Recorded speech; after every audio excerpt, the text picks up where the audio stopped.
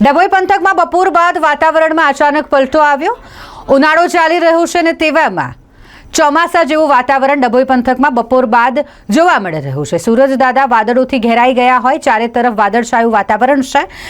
આકરા ઉનાળા વચ્ચે ઠંડો પવન અને બીજી તરફ બફારાનો અનુભવ ડભોઈવાસીઓ કરી રહ્યા છે।